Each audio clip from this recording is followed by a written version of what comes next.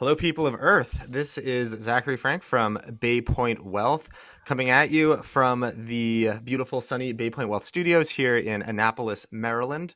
I am so glad that you could join us for episode 4 of Conversations with Bay Point, and I am joined, as ever, by my friends and colleagues Jim Kintowski and Jake Sadler. All right, how are we feeling today? End of June, summer is high. I'm happy to hear we're coming from Earth. I mean, that's a plus right there. Yeah, there Taxes were outside supposed of to be. Earth, totally different ball of wax. Oh, it's terrible. It's yeah, no, it's dreadful. You gotta be careful about what planet you retire to, huh? Because taxes can be crazy. Taxes And vary across the solar system. Yeah. oh my God, it's awful. But happily, we have a good guide to that very question because our own Jim Kintowski wrote a very helpful and educational blog post for the site entitled "How to Determine the Best Places to Retire: 5 Tips," in which he goes through a non-exhaustive but a very constructive list of just what to consider when you're considering retirement, specifically when you're considering retiring to somewhere. And just to start out, that's an interesting concept to me, the idea of retiring to somewhere. And maybe it's just because I'm little ways away from making that consideration. But I wanted to ask Jim and Jake, are you still encountering lots and lots of people who want to retire to somewhere? That is to say, they want to, in their non-working later years, move somewhere other than where they lived during their working years. Yeah, Zach, that's a really good question. That does come up a lot. We're asking the question number one from a financial planning perspective. To incorporate that into a plan. And a lot of times clients are bringing it up to us and they're saying, hey, this is what I want to do. This is where I want to go. Here's how I've been thinking about this. Can you help me confirm that I'm thinking about it correctly or looking at it from the right perspective? I will say, however, though, that the conversation has drifted a little bit from where should I go when I retire to where should I go now? I think COVID changed that a little bit to say, hey, we may have some more flexibility to live where we want in our current working years, as opposed to waiting to those retirement years. So, Jake, I don't know if you've heard the same thing or you get the same type of questions, but that's what I'm getting a feel for. Yeah, definitely. We're getting the same, kind of questions, and that consistent question, really, once folks are retired, I think it evolves over time for a lot of people more than it is something kind of planned out for years and decades. You kind of get to that point where, no longer are tied to maybe the workplace or, to have the same connections in where you were and decide, okay, maybe there's another place where we want to be. Maybe we want to be closer to, family or grown children, or maybe we just want to get somewhere, warmer, or maybe we want to get out of the country. So we have those questions from clients, pretty consistently about, kind of making a move abroad as well. Yep. Yeah, that's interesting that you're getting that you're seeing more questions about the possibility of international moves, and people sort of becoming expats, at any point in their life, but potentially in the back half of their life. Yeah, I've been working with somebody over actually the last 2 years, and they came to us for planning, and one of their goals specifically is to retire out of the U.S. and not necessarily for they don't want to be a part of the U.S. anymore. It's more they believe that there's a economic benefit to doing so, and they believe they can live on less in a different area. So they've been spending a lot of time over the last 4 to 5 years traveling and exploring different countries. And to me, it'll be fun and interesting to see if they actually pull the trigger on it. Yeah, definitely. I mean, that I'm sure that'll be fascinating to follow and to help them with over time. Especially if they do it. That's so cool, right? What a goal. Um, and one thing that you raised just a few minutes ago, Jim, is also really interesting. Just this idea of not necessarily where do I want to go then or in the future, but where do I want to go now?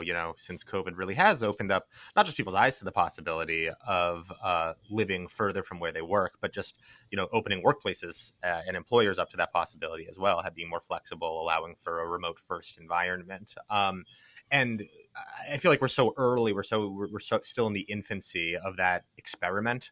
But it'll be interesting to see what states do, right? Because so many states, from a tax perspective, and this is one of the points in your article, try to make themselves attractive to retirees.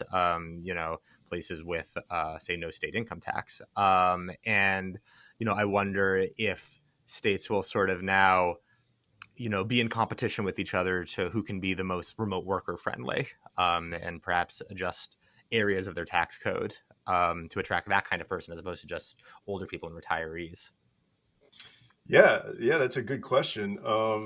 I really hadn't thought about it that way. There's a lot of tax breaks now for, as you mentioned, for that, I guess, competitive nature for retirees. Like some states will exclude Social Security, some states will exclude pension, but maybe down the road there's some sort of exclusion or, and I'm not saying this has really come up, but it's an interesting question. Hey, what if we're excluding some sort of income for somebody that's working remotely? Interesting question. Yeah, I think Yeah. we're Oh, one. sorry. Yeah, I mean, we've seen that in a couple of cases, with clients relocating in a more remote work environment than we had pre-pandemic, and certainly the tax implications are one of the things to discuss. But interestingly, in the cases that at least I've seen, there have been from employers changes in their compensation tied to the offering of fully remote work. And so this is kind of becoming maybe more a part of the calculus for folks as they're considering should I relocate, become a fully remote worker. There may be a trade-off that you have to make, even if you're moving to a zero tax income state. That's great, but you may have a trade-off where your employer is going to reduce your compensation in order to accommodate your fully remote preference. Well, on the flip side, Jake, that's actually an excellent point. I mean, employers, I've heard different stories where they're actually increasing compensation for people that live in more expensive areas. I mean, if you open up as an employer to a remote workforce, I think you have to think of it from both perspectives. So if you're hiring somebody from a high tax state, maybe California as an example or something like that, or that is a higher standard of living, maybe you do have to consider, if you're recruiting them. Now, of course, if they move there on purpose for a higher salary, that might be a different equation. But I do think you have to consider that from an employer perspective too, in terms of where people live. But I kind of just coming back to the idea of relocating in retirement. I don't think I have necessarily encountered a situation where kind of the tax tail is wagging the dog, so to speak. So there may be a choice of different locations where someone may want to move in retirement, and then the taxes become kind of a part of the consideration after that. They've narrowed down their choices, but haven't necessarily seen the preference for, okay, I'm only going to consider taxes that don't, or states that don't tax Social Security or don't have these other benefits for retirees. That hasn't necessarily been the driving decision. Well, I'm sure Zach's going to bring this up, but that is the first point of the blog article that I wrote. Would you believe I was going to bring that up? And here we are. So I wanted to just dive a little deeper into that, given that it is the first point and we're discussing it, is the sort of the plain fact that, yeah, certain, states are in competition with each other for the dollars of retirees. Once people move somewhere later in life, it's less likely that they're going to move out. They're probably going to be there for the duration. And I was going to ask you, Jim, just what are some of the benefits that certain states are willing to offer retirees to move there? Well, I'm going to step back a little bit just to follow up on Jake's question. The first thing I would say is, in complete agreement with Jake, is don't make a decision on where you're going to live because of taxes. Sometimes people will come and say that, hey, I need to save some money. Should I go someplace? I mean, first and foremost, my recommendation is to really give some detailed thought and thorough investigation in terms of where you want to live and what's driving you from that perspective. Because, I mean, you can save $10,000 in taxes, but be absolutely miserable in life because you're in a place that you don't want to live. So I would say hands down, that is the top consideration, is to really figure out what you're looking for if we're sticking to retirement, to live out those dream retirement years. But then, the taxes implications there are, it's typically, exclusions from income. Like I was looking at the other day, Delaware, for example, I think excludes Social Security income. And I think they also exclude $12,000 worth of pension income. But Maryland also has some exclusions from Social Security, and they've just passed some legislation where they're going to reduce taxes for retirees on retirement income. And I know there's some benefits even earlier than the typical retirement age, 65 in Maryland specifically, for like police and fire workers. So there's definitely some tax incentives, like you mentioned, from different states. And Florida has 0% tax in those sorts of things. It's really interesting, Jim, that, if you kind of look, just go to Google and do some, searching around for, most tax-friendly states in retirement, you're going to get a bunch of lists with a bunch of different results. And, Kiplinger's has, one list out there. They rank Delaware as the number one, most tax-friendly state in retirement, but they have state income tax. So there's other states that, they don't have income tax just across the board, Florida, Tennessee come to mind. But they aren't necessarily the number one choice on all these lists. And so I think if you're kind of out there, beginning to consider taxes as a part of this equation for where to retire, and you kind of go into the internet looking around, you're going to get a bunch of different results. And I think one of the things to keep in mind is kind of the total effective tax that you may pay in that state across the board and across different areas of, taxes. So you have income taxes, you have state and, local sales taxes, then you have property taxes. So, different municipalities may have exclusions for, property taxes, or, kind of a reduction in property taxes if you're over, 65, or kind of income qualification. And then I think we've got to mention estate taxes as well. So some states do have estate taxes, I think 17 states. So there's a lot of different kind of taxes to consider, when you're looking at this. Yeah, and if you don't mind, I'm going to piggyback on that again, Jake. There's lots of different taxes, and you got to figure out what type of income sources you have. So yeah. For example, Florida, if you just have a pot of cash and you're just withdrawing out of cash and you don't have a pension and you don't have other sources of income, that 0% income tax is probably not that beneficial for you. But if you have a significantly high pension income, or you have a really large capital gain at some point in time, then that 0% income tax in Florida might be beneficial for you. So it's not only you got to look at what the taxes are in the different states, you got to then compare that to what type of income you actually are going to have during retirement. And, even like, whether you're going to own a home or not, and so, if the property taxes are higher, and we're picking on Florida a little bit, in Florida, to offset some of that 0% income tax, maybe the idea is you rent, so you got to factor those sorts of things in based on what you want to do. And I think just kind of one additional comment on my end, related to this, and the corresponding analysis that I think is important to do. We're not necessarily, kind of, again, doing that analysis to say, okay, what's the best tax state, for you? And then you pick from that list and say, okay, I want to go to the one with the, least effective, taxes on me. It's usually, okay, I want to move somewhere. Okay, here's the tax situation there. Let's do the analysis and compare kind of where you are now to where you're going to be if you make this transition. Yep, absolutely.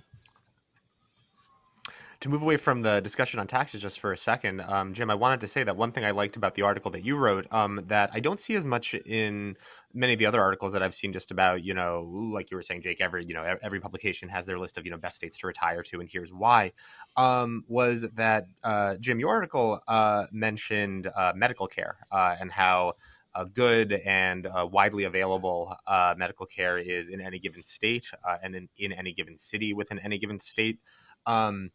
Because I sort of feel like some of the other articles I've read about this sort of tend to assume you're going to be older, you're going to be in retirement, but you're going to be healthy forever. You're going to be as healthy as you are right now.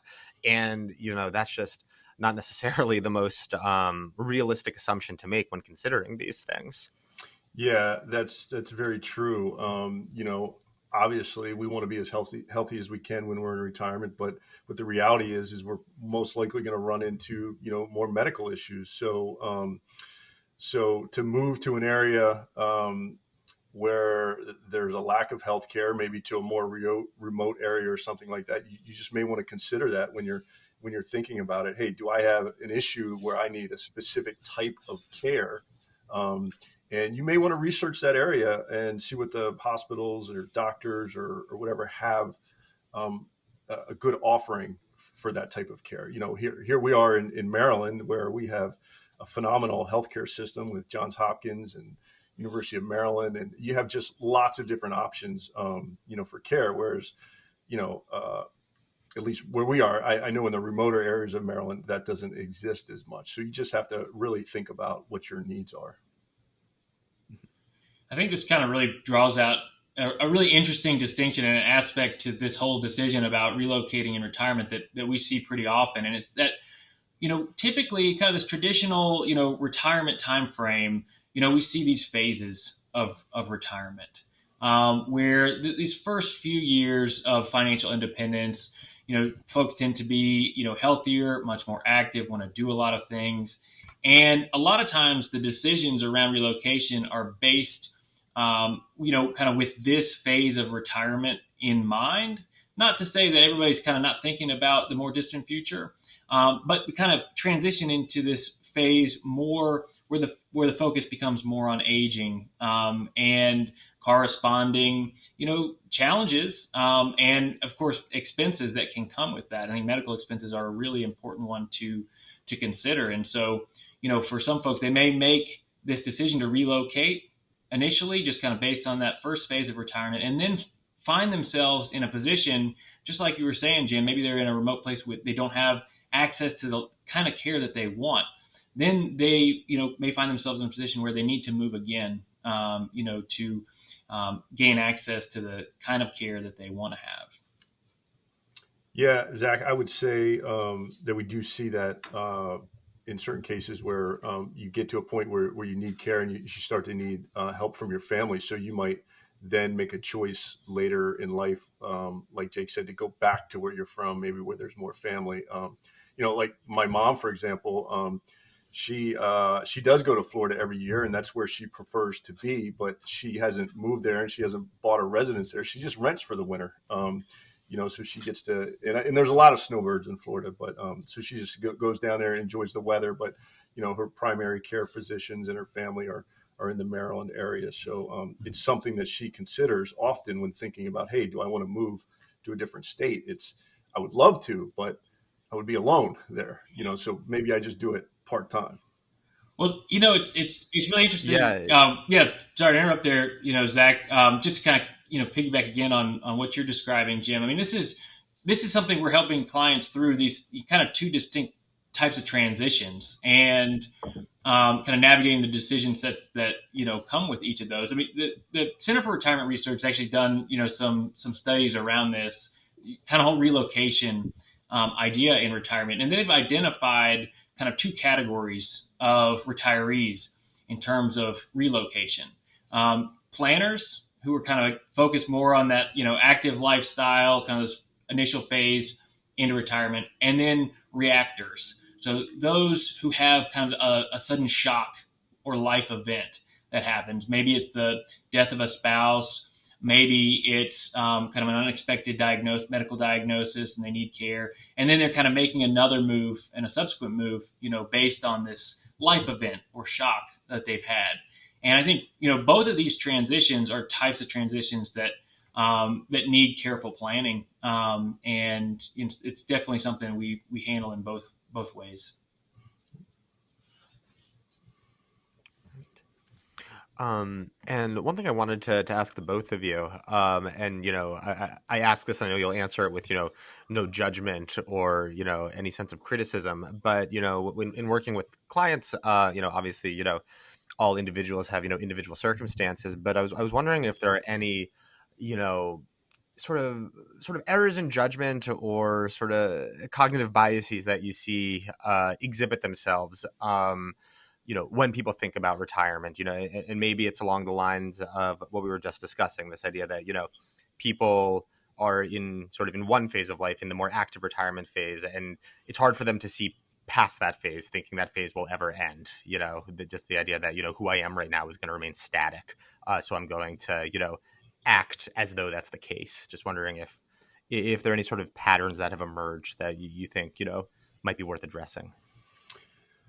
Yeah, that's a really good question, Zach. Off the top of my head, thinking about it, I don't know if there's really necessarily any patterns, but or any that I can think of now. But I was on vacation last week in South Carolina at a little place in Kiowa Island, which is a beach town, and it's a place that I absolutely love, and I love being there for a week. And when we leave every year, my wife and I talk about, wouldn't it be wonderful to have a place here? And then ultimately we come to the conclusion, well, what would we do after a week? Would we be bored out of our minds? Could you literally just sit on the beach every day? And so I think sometimes people will make that decision on a shorter term stay, or just maybe purely the weather or something like that, as opposed to thinking, will they be fulfilled in life in terms of having enough to do and keep active, when they're in their retirement years. So that's sort of what I see, and I think about it a lot for myself, and it was just a specific example that came up, as I was driving out of Kiowa. And I was like, I'd love to live here. And my wife says, well, what would you do after a week? And so I think that's something that comes up quite often. Jim, I think you're really spot on. I mean, in terms of, if there was a pattern or kind of tendency, around a big decision, and it could be any decision really, but I think we're, in the context of what we're talking about, we see this where I think there's a lot of questions to be asked. And it sometimes takes time for those questions to emerge. And so, Jim, like you're saying, kind of in that first week, in a new place, and you go, oh, this is nice, this is great, and you can kind of see that future for yourself. And then over a little bit of time, the right questions are emerging to kind of help you frame this decision. And that's a part of what our role is to kind of help to kind of flush some of these questions out. And there's never any judgment around what the answers to those questions are. It's just simply getting all the questions and putting them on the table. And I think that's probably the area where a lot of people tend to struggle with, because it's hard to do that. I think sometimes it's really helpful to have kind of an objective third party to kind of begin to flush out some of those questions. Sounds like a future service that could be offered. Question asking. Yeah. No, well, just like helping people. One wonders by whom. Figuring out like where to live outside of a financial perspective. Yeah. Well, so. Zach, I think interesting article just emerged, in the Wall Street Journal in recent months, and we may have talked about this, but the headline of the article is retirees spend a lot of time and money to buy their forever home, then they sell it. And it's interesting that kind of the information that they draw on, and they kind of find some statistical tendencies where kind of at this age in demographic around that point of retirement, there's the desire for, to identify somewhere that you can stay and live forever. But I think, just as we were talking about, Jim, and I think the example they use in this article is, a couple, they actually moved from Maryland, and they headed down to the coast of North Carolina, and they found themselves in kind of a rural and isolated location. And they really, this was very different from what they were accustomed to. They didn't have access to kind of a lot of the same services that they once did. And that isolation, over time really began to just become unpleasant. And so this was a forever home move that they wanted to make. But then they ended up, relocating again. And then further relocating with a life event, down the road in a medical diagnosis. So I think, again, that article just points to the fact that there are a lot of important questions to ask. Yeah, and quite frankly, sometimes your forever home is the home you're in. Right. When I think about like moving and then I'm driving over the Severn River Bridge, I'm like, what am I doing? Like, why would I think about leaving a beautiful place with access to water and running trails and hiking and 2 hours from the beach? But there seems to be this perception a little bit that, hey, I'm going to retire, I should go move somewhere. But Mm-hmm. that really doesn't apply to everybody. So that's a viable option, is to stay put. Yeah, it's really, I mean, it's in so many ways a really a personal journey for everyone as they consider, their next steps as they enter into, retirement, where they want to live, how they want to spend their time, all these kinds of decisions. And then, our role is, again, just to help to ask those questions and to look at the financial implications of, what is being considered. And because our time is drawing to a close here, I just want to end by asking, and I feel like I'd be remiss if I didn't. Jim, Jake, where will the two of you be retiring to? What's top of mind? Have you thought All right, about it? I got a quick Any of the answer. reasons that we discussed? So on another list online, Go Banking Rates has ranked Alaska as the number one most tax-friendly state to retire. I was born in Alaska, so maybe I'll just head back. The tax situation looks pretty good to boot. So How do we not know that, Zach? Like, how are we finding that I didn't out? know you were born. You didn't. I didn't know you were born. How did you live in Alaska? Or were you I just was born pretty in much Alaska? just born there. So Like, if you were in Alaska for like a week as a baby, I mean, no, longer just than born there? a week. But I can't say I have too many great memories. So I need to go back to make all the great memories that I missed out on. So. Okay, yeah. Yeah, well, Most of my experience in Alaska has just been watching like the first 2 seasons of Northern Exposure. So I'm assuming it was just like that. yeah, I think you can river salmon fish in Alaska like you can do in North Carolina, right? Asheville. I'm gonna Yeah. stake a gold claim, somewhere, Yeah. and Japan for gold. So, Exactly. Just but yeah, number one, race dogs and yeah. homestead. Well, no, they don't tax Social Security, so that's a bonus. Well, what was your answer, Jake? Where are you going when you retire? That was the question. That was my answer. Alaska. Yeah. Oh, you're going to Alaska. I'm headed back. I'm headed back. All right.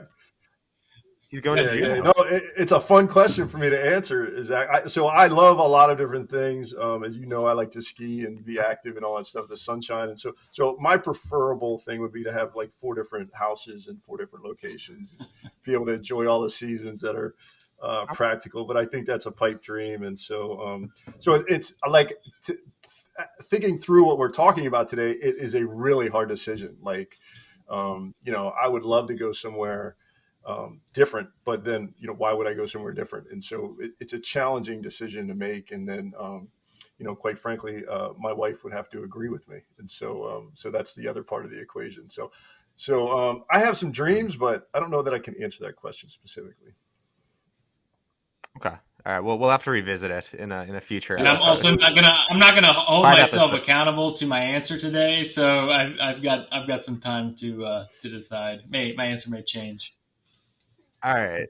This is episode 4. I'm marking this 5 episodes from now. Episode 9, we're revisiting it. I'm going to see if you're still going to Alaska, Jim. We're gonna suss this out a little bit further. We might want to have Jake's wife on the phone on the next 9th podcast to determine whether Alaska is the choice or not. On the Alaska episode 9. Yeah, all about Alaska. All right. And with that, I am sorry to say that our time has drawn to a close. This has been Conversations with Bay Point. We will see you again next time, everybody. Thanks for tuning in. Thanks, everybody.